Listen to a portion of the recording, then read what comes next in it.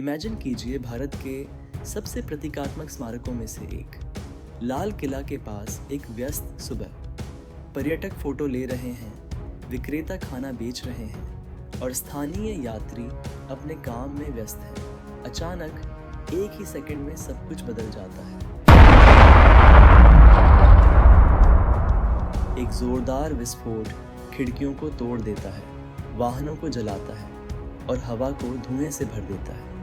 लोग चीखते हैं, भागते हैं और घबरा जाते हैं। यह है दिल्ली के लाल किले में कार ब्लास्ट की कहानी। शुरू करने से पहले हमारे चैनल को लाइक, शेयर और सब्सक्राइब करना न भूलें, ताकि आपको और भी असली जीवन की कहानियाँ और विस्तृत जांच की जानकारी मिलती रहे।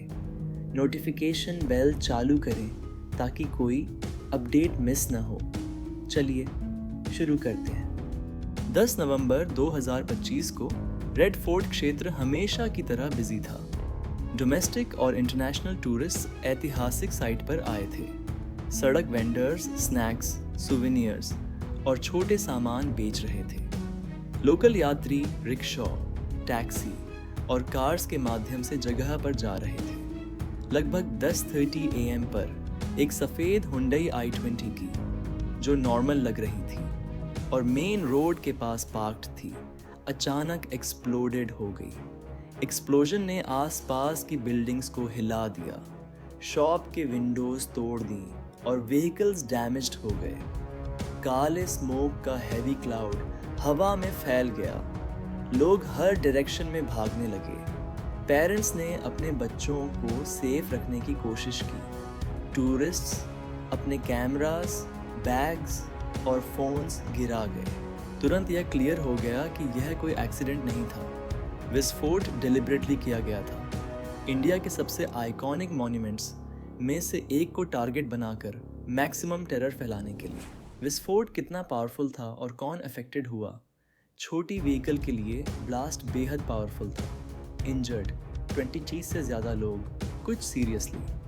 एक्सपर्ट्स ने बाद में कंफर्म किया कि बॉम्ब अमोनियम नाइट्रेट और RDX के मिक्सचर से बना था, जो मैक्सिमम एक्सप्लोजन और फायर इम्पैक्ट के लिए तैयार किया गया था। डेथ्स, कम से कम 8 लोग तुरंत मारे गए, जिनमें लोकल शॉपकीपर्स और टूरिस्ट शामिल थे। इंजर्ड 25 से ज़्यादा लोग, कुछ सीरियसली।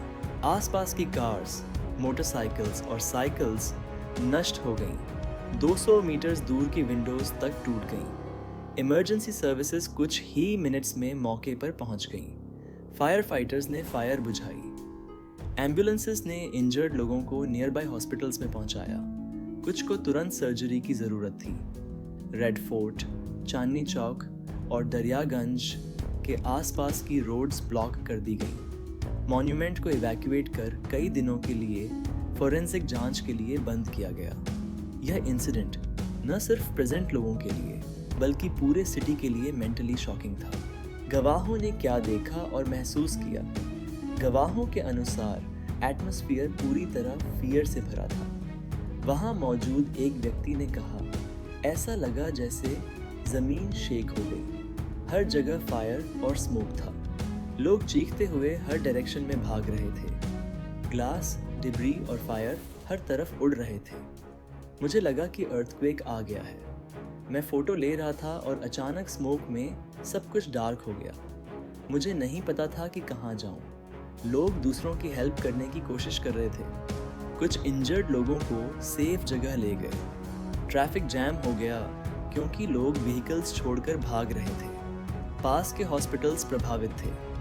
पैनिक रेड फोर्ट से चांदनी चौक, जामा मस्जिद, फतेहपुरी और यहाँ तक कि कॉनॉट प्लेस तक फैल गया। जांच कैसे शुरू हुई?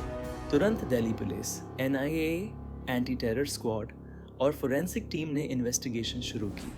जली हुई कार के पीसेस और मेटल पार्ट्स, मुड़े हुए वायर्स और damaged electronic circuits. Mobile phone और सिम कार्ड के टुकड़े, एक्सप्लोजिव केमिकल्स के रेजिड्यूज। CCTV फुटेज में एक आदमी ब्लास्ट से कुछ मिनट्स पहले कार छोड़ते हुए देखा गया। वह डार्क कलर्ड क्लोथ्स और कैप में था। मोबाइल टावर डाटा ने ब्लास्ट के समय पास के सस्पिशियस नंबर को एक्टिव दिखाया। फोरेंसिक एनालिसिस ने कंफर्म किया कि केमिकल स्टोलन इंडस्ट्रियल मटेरियल से मैच करते थे। कार में फेक नंबर प्लेट और एक्सप्लोजिव के लिए हिडन कंपार्टमेंट था। सभी क्लूज एक वेल प्लान्ड टेरर अटैक की तरफ इशारा कर रहे थे। किस तरह का बम इस्तेमाल किया गया? कार में एक high intensity improvised explosive device IED था। स्ट्रक्चर अमोनियम नाइट्रेट और RDX mixture. Vehicle normal Hyundai i20, बिल्कुल ऑर्डिनरी। दिखने वाली डिज़ाइन एक्सप्लोजन, बढ़ाने के लिए वायर्स, सर्किट्स और मेटल केसिंग। ट्रिगर रिमोट या टाइमर। इफेक्ट फायरबॉल और शॉकवेव, जो हंड्रेड्स ऑफ मीटर्स दूर लोगों को इंजर कर सकती थी। एक्सपर्ट्स ने कंफर्म किया कि बॉम्ब बनाने में टेक्निकल एक्सपर्टीज की ज़रूरत थी, जो दिखाता है कि अटैकर्स ट्रेंड या हाईली एजुकेटेड थे।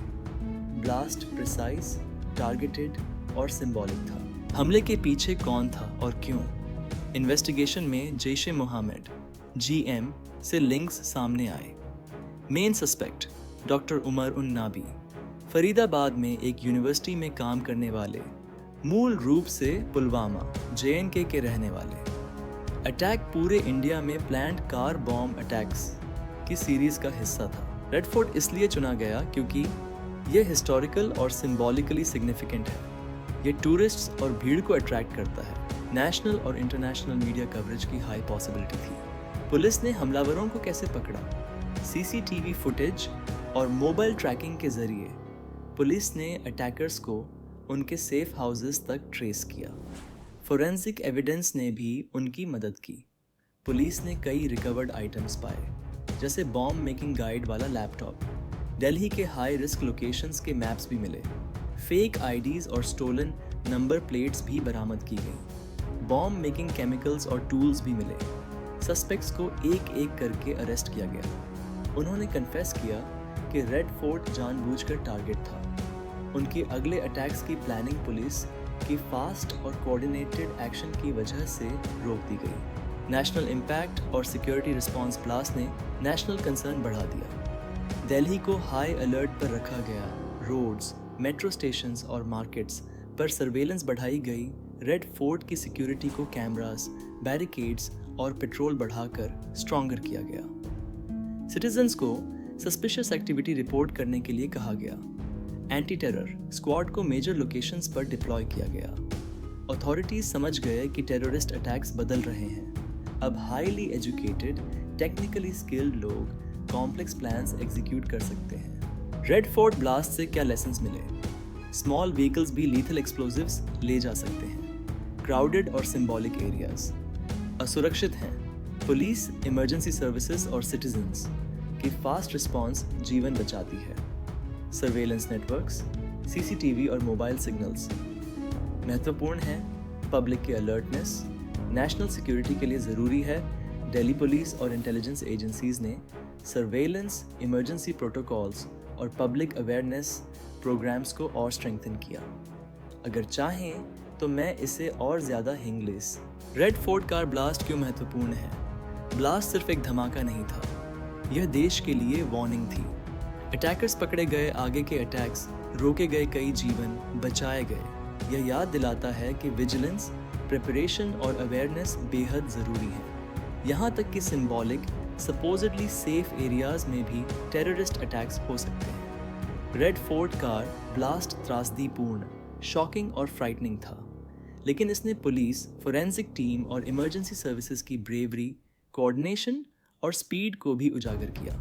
यह याद दिलाता है कि सिक्योरिटी और विजिलेंस केवल अथॉरिटीज़ की रिस्पॉन्सिबिलिटी नहीं, बल्कि सिटीजन्स की भी रिस्पॉन्सिबिलिटी है।